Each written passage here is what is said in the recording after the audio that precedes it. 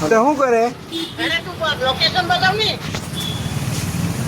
હમણાં ઉચકી લઉં તને. ઉચકી ન કરવાનો મને. અરે હું ઉચકી કરવાનો, રાજીનામું આપવાનો તને મારે. તો પણ તાર રસ્તો પહેલા ખેડૂતોને જાય તો ત્યાં તમારે આવવું પડે કે સાહેબ? કોણે મદદ કરી તો? કોણે કરી? તમે નહીં કરી ને મને મદદ. તને હું નહીં કરી? ખેડૂતોને મદદ નહીં કરી ને. અરે કોણ નહીં કરી? તું અહીંયા આવ પહેલા. કાં છે કે લોકેશન બતાવ, બહુ થોડી ના હમણાં તારી વાત નથી. તું ગાળ નહીં બોલ સાહેબ. હા તો તું આવ નહીં. સાહેબ છે એટલે ગાળ બોલવાનો અધિકાર છે તમને. બતાવ અમે કાઢું, હમણાં ઉચકાવી લે. ઉચકી ન કરવાના તું મને. મારે થઈ જ ને મોર્ડર કરે થઈ જ ને, બીજું શું કરે? હા તો આવ નહીં. દાદાગીરી કરે છે સાલા. દાદાગીરી નહીં, ખેડૂતો આગળ આવવું પડે. લઈ ગયા રોડ તો આવી ગયું. વાયરલ વિડીયો મામલે માંડવીના ધારાસભ્ય કુંવરજી હળપતિનો ખુલાસો. માંડવી તાલુકાના સઠવાવ ગામે બનેલી ઘટના અંગે સોશિયલ મીડિયા પર વાયરલ થયેલા વિડીયો પર ધારાસભ્ય કુંવરજીભાઈ હળપતિએ પોતાની સ્પષ્ટતા રજૂ કરી છે. તેમણે આ વિડીયો પાછળનું સત્ય મીડિયા સમક્ષ મૂક્યું છે. આજે જે કાલથી વિડીયો વાયરલ થઈ રહ્યો છે એ બાબતે આપ સાહેબ ગઈકાલનો જે વિડીયો વાયરલ કરવામાં આવેલો છે એ માત્ર ને માત્ર આમ આદમી પાર્ટીના પ્રમુખ રાયસિંગભાઈ ચૌધરીનો રોટલો શેકવા માટેના પ્રયાસ કર્યા છે. સતત 2 વખતથી તાલુકા પંચાયત લડ્યો છે અને 2 વખતથી અમે એને ભારે માર્જિનથી હારવી દીધો છે. એટલે કિન્નાખોરી રાખીને આ વિડીયો બનાવવામાં આવ્યો છે. શરૂઆતનો વિડીયો એણે આખો કાપીને મૂક્યો છે અને તેને કારણે લોકોને એમ લાગે છે કે કુંવરજીભાઈ એ પોતે ગાળો બોલે છે, પરંતુ શરૂઆત ગાળ દેવાની શરૂઆત એમણે રાયસિંગે પોતે કરી હતી.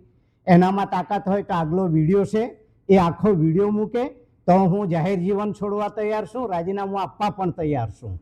પણ આમ આદમીના પાર્ટીના લોકોને કોઈ પણ ચૂંટણી હોય, ચાહે લોકસભા હોય કે વિધાનસભા હોય કે તાલુકા પંચાયત હોય, કોઈ જગ્યાએ સફળતા મળતી નથી. એટલે હવા ત્યાં મારવાની ટેવ પડી ગઈ છે અને તેને કારણે આ વિડીયો અપલોડ કરવામાં આવ્યો છે. હું હંમેશા ખેડૂતના પડખે રહ્યો છું, હું હંમેશા ખેડૂતની સાથે રહ્યો છું અને સાથે રહીને ખેડૂતનું નિરાકરણ આવે તેના માટે મેં સીએમને પણ પત્ર લખ્યો છે, નીતિન ગડકરીને પણ પત્ર લખ્યો છે, પીએમ મોદી સાહેબને પણ પત્ર લખ્યો છે અને ખેડૂતોના હિતમાં આ નિર્ણય થાય તેના માટેના મારા અથાગ પ્રયત્નો હતા. પરંતુ કેન્દ્ર સરકાર દ્વારા આ રસ્તો મંજૂર કરવામાં આવેલું છે અને ધારાસભ્ય સાથે એને કોઈ લેવા દેવા નથી અને મેં હંમેશા એમની સાથે 4 વાર પોઝિટિવ મીટિંગ પણ કરી છે ખેડૂતોની સાથે. આ 4 મીટિંગમાં પોતે રાયસિંગ ચૌધરી આવ્યો જ નથી અને ખેડૂતોની વાત કરે છે પણ એ અસરગ્રસ્ત ખેડૂત પણ નથી.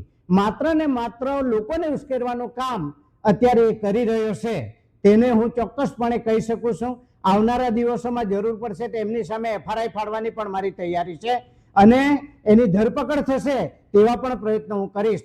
પણ હું હંમેશા પહેલો ખેડૂત છું, પછી હું આચાર્ય હતો ને શિક્ષક હતો, પરંતુ પહેલા કિસાન તરીકે એમને મેં સપોર્ટ કર્યો છે. હું આટલી ખાતરીપૂર્વક તમને કહું છું કે હું હંમેશા કિસાનના પક્ષમાં રહ્યો છું.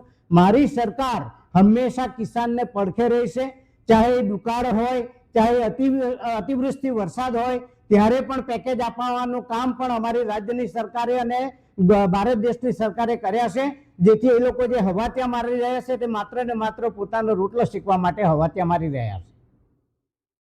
સર, ગઈકાલે જે વિડીયો વાયરલ થયો છે એમાં ઘટના શું બની હતી? કોનો પહેલા ફોન આવ્યો હતો? પહેલામાં પહેલો રાયસિંગે જ ફોન કર્યો હતો. એ આમ આદમી પાર્ટીનો પ્રમુખ છે અને તેના ઉશ્કેરાઈ જવાને કારણે મારી પાસે રાજીનામું માંગ્યું હતું અને રાજીનામું માંગવાનો એનો કોઈ હક નથી. મને જનતાએ ચૂંટેલા છે, મને હું આમ આદમીના પાર્ટીના નિશાન ઉપર ચૂંટાયો નથી. મારી જનતા અને મારી ભારતીય જનતા પાર્ટી એમ કહે છે કે તમે સ્વૈચ્છિક રાજીનામું આપો તો મારી રાજીનામું આપવાની તૈયારી છે. સર, અપશબ્દ બોલવાનું શરૂઆત કોણે કરી? રાયસિંગ ચૌધરીએ જ અપશબ્દ બોલવાની શરૂઆત કરી હતી. પહેલો વિડીયો એણે જ કર્યો હતો અને તેને કારણે આ તમે વિડીયો પણ જોઈ શકો છો. સાદો કોલ છે અને એક ભાઈ પાછળથી વિડીયો ઉતારે છે. પ્રી પ્લાનિંગ સાથે આ લોકોનું કાવતરું હતું.